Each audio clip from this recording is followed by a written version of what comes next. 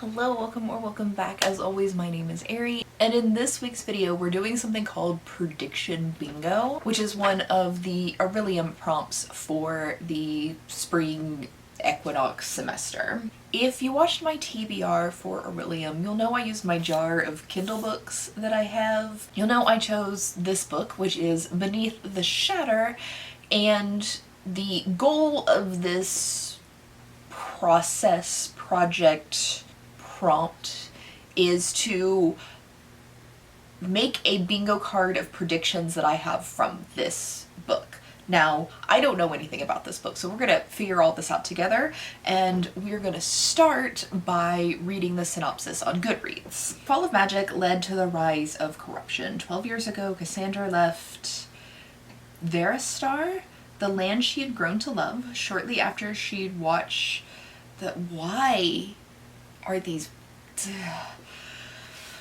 Shortly after she watched the Venayir realm fall to the Nordak. The vanquishing tore apart the 5 regions brought about by Seafers, creatures born of corrupt magic, and the banishment of powers. Shadows are creeping in closer than ever. Entrapped in a mist of time, Cassandra finds herself back in Veristar. The region is different, darker, sinister. Is the presence of Wolven Commander Prince Sebastian Capetian, or something more ominous? Don't play with the big bad wolf unless you want to get bitten.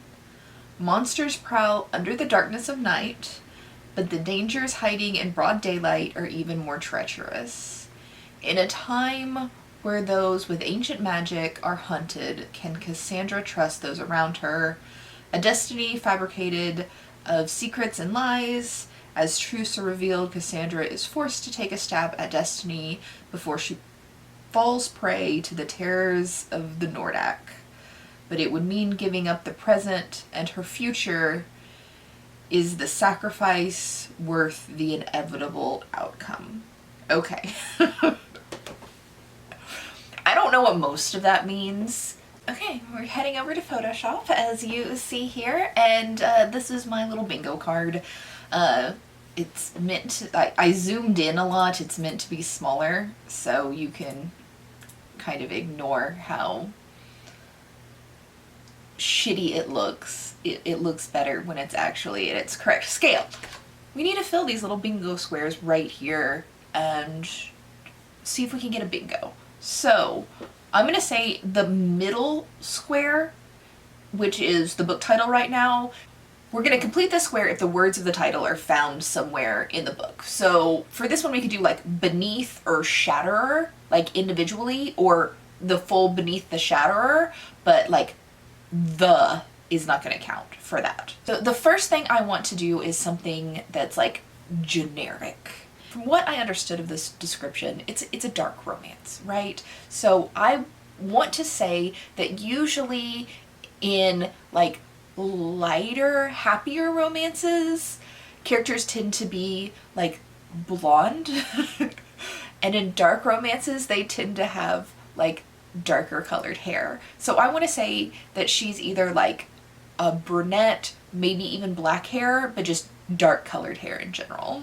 The next prediction I want to make is that this is going to be a slow burn romance. I feel like the two options that we can run into most of the time with fantasy romances like that is it's either slow burn or they like jump into smexy times with each other like right away, but they don't catch feelings until the end. And I'm gonna say it's a slow burn, and there's going to be like one sex scene towards the end of the book. So the next thing I want to predict is that it says in the opening paragraph that our main character Cassandra left this country 12 years ago, and then shortly after she left that the realm fell.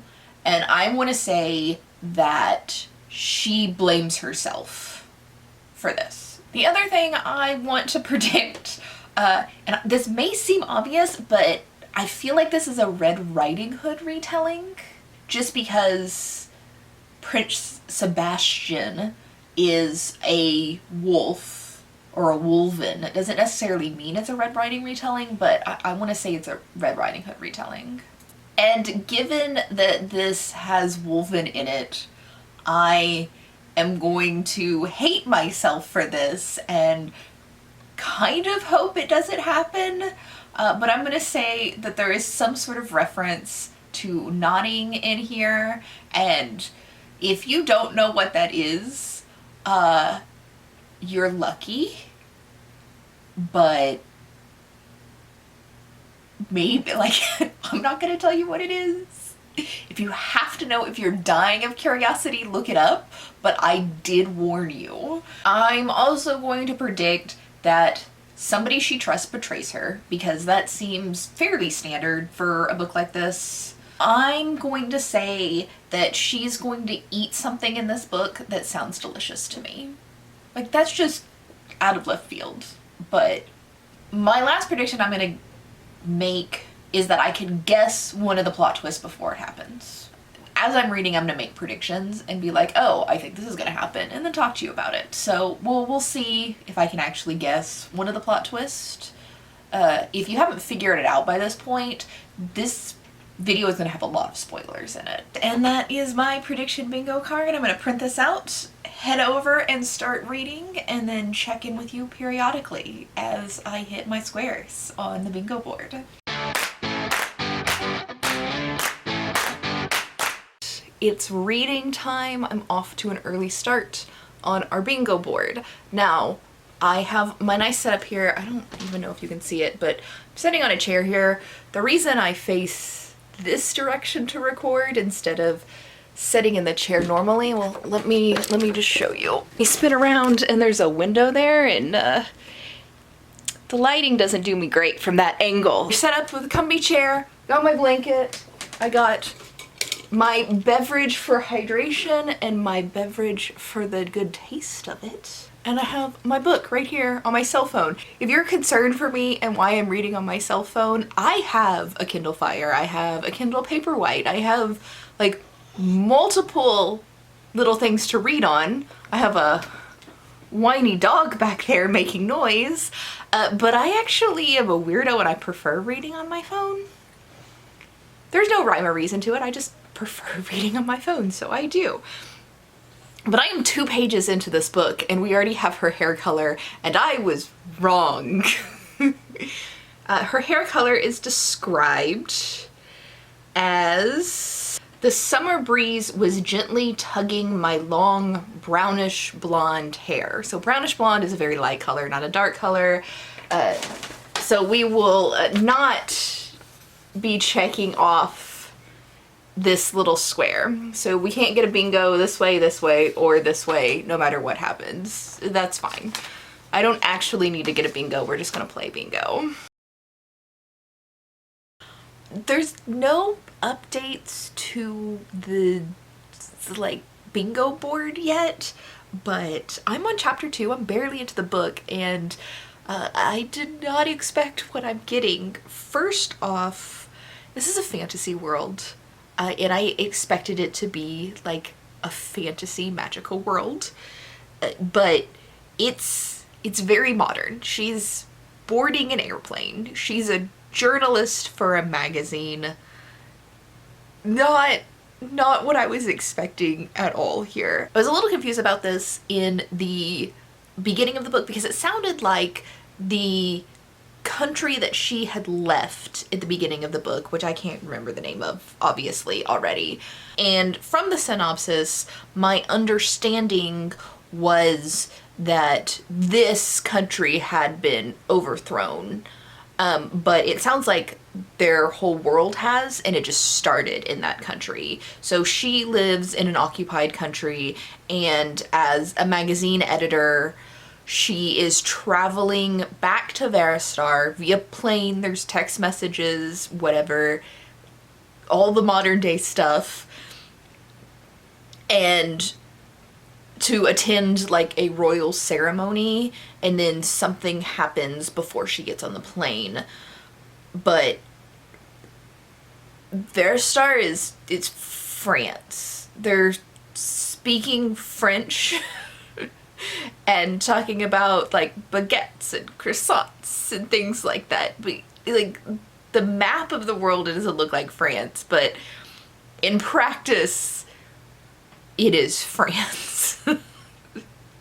So this wasn't at all what I was expecting, and I'm not sure I like it yet, but I will continue on, actually read this time until I hit a damn square, and then come back and check in with you again. I am 36% of the way into this book, and I guess it's time for some updates.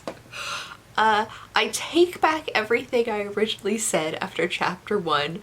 This is not a futuristic setting, it's time travel, like a la Outlander. In chapter 2, her and her younger sister are accidentally transported 1,000 years into the past, back to fantasy France. I'm very confused about this whole, like, thing in the description about this country like invading all these other countries and killing magic if the book takes place 1,000 years in the past, and all of that invasion and stuff happened in her, like, the future, her normal time frame. I don't know what's going on. I don't really have any more squares. It is slow burn so far, but we're only 30% of the way in, so to me, slow burn is like you're 70% of the way into the book and no sexual thing has happened. There's a bunch of tension. The male love interest is like a controlling, narcissistic, abusive asshole, so not really my cup of tea. The book itself is what I like to describe as not good but entertaining. Like the writing's not particularly well done. It's a lot of tell don't show. It's fairly repetitive. And there are some things that are just like, why would you choose to do that? But I am entertained. And right now I'm in a reading slump, so entertainment is great. Let's see, blame self. This one I don't think is gonna happen. Like, maybe I could see how she could end up blaming herself eventually in this book, so we're not gonna like write it off yet, but at this point in the story I don't feel like she's actually going to blame herself for any of this. The nodding definitely can still see happening. The Red Riding Hood retelling, I again don't think this is gonna happen. Maybe, I mean, she keeps referring to Sebastian and all of the other Wolven as like big bad wolves. And there's like this line, that same exact line that just keeps popping up about like, be careful, I'm the big bad wolf and I bite. And then she says some like some stupid idiotic thing about like, maybe I'll like it if you bite. And I kind of want to throw up, but whatever. The betrayed by someone she trusted could still happen. Eat something tasty. This one's interesting because they're not really describing food a lot. She eats a lot, but it's just like she goes to eat breakfast or she eats some food. The only foods that have been described so far are bread, like various types of bread. And I mean, I would totally eat some bread, but that's not really what I had in mind. So I'm hoping further in the story we get this, but if not, like, worst comes to worst, I would eat the bread. So we're gonna hold off on it now, but it's fine so far.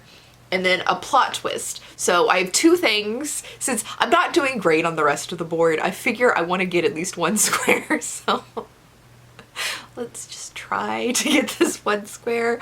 So two options for this. First off, I think her and Sebastian are fated mates, but it was like randomly brought up in conversation that mates exist in this universe, and he seems like constantly frustrated with her but attracted to her and like very protective. And it's like a romantasy. Like, obviously, they're going to be fated mates. But I think he knows that they're fated mates and she has no idea is what I think that particular plot twist. Not necessarily that they're mates. That seems too obvious. But that he knows, but she doesn't. The other thing is... So the way they time traveled was like a pendant that she wore. That apparently if you like wish something on and really mean it, it'll do whatever that thing is. And she wished that her sister could go back with her to fantasy France that I keep forgetting the name of. That's what time travels them. And when they landed in this field and were found by Sebastian, they lost the pendant, and apparently that's like a super magical item and they really desperately need to find it before the bad guys can find it. And that's kind of like where we're at in the story, is all of these like warriors, wolven warriors, are like sent out trying to search for this pendant, but no one knows where it is. I think her sister probably has it, because her sister is very flighty and ignorant. She acts kind of like she's 12, but she's supposed to be in college. So she's just very not taking any of this seriously, if that makes sense. But yeah. So that is where we're at with this, which means I have absolutely nothing checked off. Okay, well...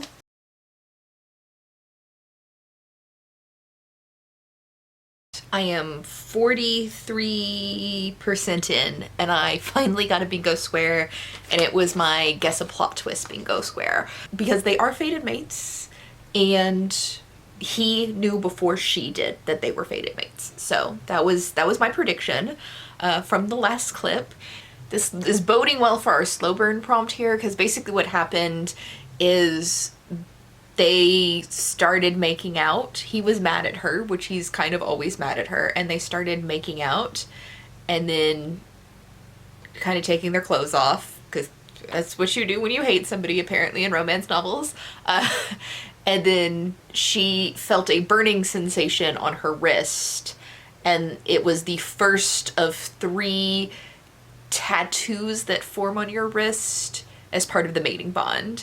And so she felt that burning, or I guess they probably both did, but it's from her perspective. And she was like, what is this? What happened to my arm? Oh my God, blah, blah, blah. And he had to explain to her that they have a mating bond and that there's 3 steps that they need to complete it or break it off. And you know it's going to be complete. Come on. 82%, we got another bingo square. It's our center square right here, because we just had the title of the book in this chapter. It basically says, I would rise from beneath the shatter. And I have the screenshot of that right there. So, I mean, it's black, you can't see it, but we're gonna X off that center square. That doesn't help us, because there's absolutely no way we can get this quarter. I'm 82% in and I'm not experiencing a lot of these squares. So slow burn, we're gonna get. It's 82% in, and while they've messed around, they haven't done it yet. So is it a slow burn? I'm not gonna cross it off yet, because I want to know what percentage into the book they actually do it, if at all. But that will go. The blames self, there are instances of her like blaming herself kind of, but not really. So I'm gonna say that doesn't happen unless something else happens later in this book that can more clearly define that one. I don't think it's a Red Riding Hood retelling. The only mention of the big bad wolf is every time they do something sexual. He says something like, you're gonna get bitten by the big bad wolf, and it makes me want to throw up a little bit. But no, I don't think that counts as a Red Riding Hood retelling. Then nodding, I still don't know. Please, God, no.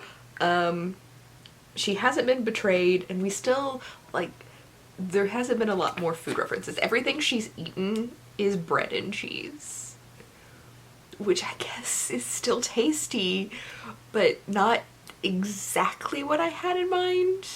So let's see where the last 20% of this book goes. I am done. I have finished the book, and let's go through this before I give you final thoughts on it. Okay, Dark Hair, we know that's out. Slow burn, yes. Yes, it was a slow burn. The soul sex scene in the book happened at like 97% of the way into the book. So that's definitely a slow burn. While we're on that, the big bad wolf alpha male thing, total ick. That typically doesn't bother me. The alpha male thing, especially when it's like wolves or wolfen or whatever, doesn't typically bother me. It did in this one. It was icky. The blame self. No, she didn't really blame herself for anything. At least not anything important or that lasted more than like a scene. Red Riding Hood retelling, no. Nodding, thank Jesus, no. We already, I skipped it, but we already got the title of the book somewhere in the book. Betrayed by someone she trusted, no, she wasn't. Eat something tasty. I mean, like, if I really want to force that bingo right there, bread is tasty. Hello.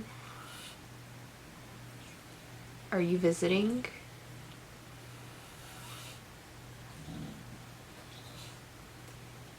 Are you get a creepy stare in the background? He doesn't like being on camera, so he's hiding behind the door. Anyway, I'm gonna say that no, she didn't really eat anything tasty. Bread, while tasty, I guess, is not what I had in mind with that. And then I did guess one of the plot twists. So we got 3 squares out of 9. I'm not very good at prediction bingo. That's what we determined. I think this book was unfair because that synopsis gave like nothing of what actually went on the story. It was just like a bunch of words that didn't make sense and didn't tell me anything about what the story I was reading at all. I was surprised from like chapter 1 with like the futuristic setting and everything like that. Are you pouting?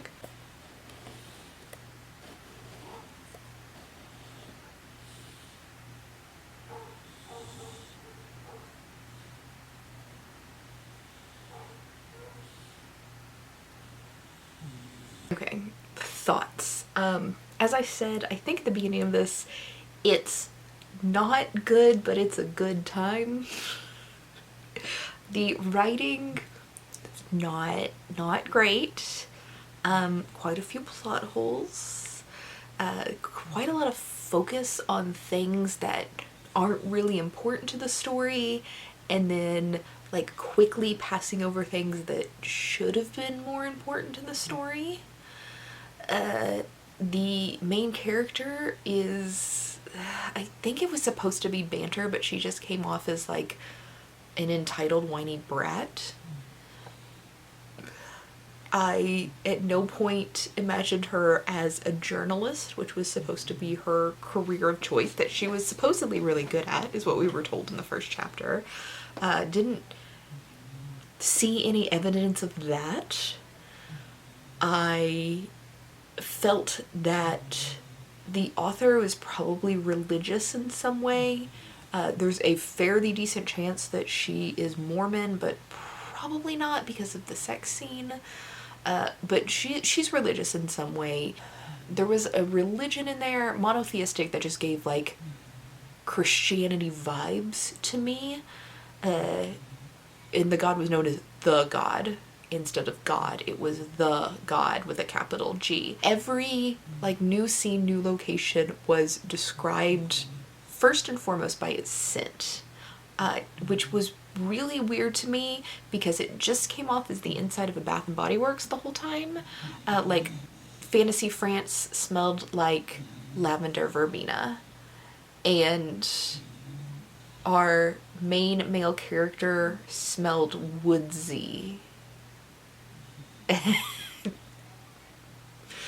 So it's very like weird scent descriptions.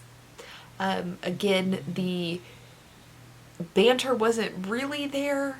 It was done in a more childish way than like what I would consider banter, and the flirting, the dirty talk, let's go with dirty talk, was just gave me all of the ick. But the story itself was like entertaining enough. I am in the biggest reading slump, so the fact that I like actually got through that book like gives it a whole hell of a lot of bonus points, because I am currently in the middle of all of these books. Like you can see, I have started all of these books and I have not finished any of them. I am struggling to read right now, you don't understand. So the book does get bonus points just simply for me getting through it.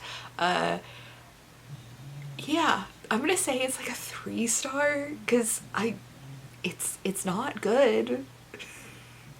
I will not be continuing on with the series, even though I think how this series is set up based on like the lore of the magic.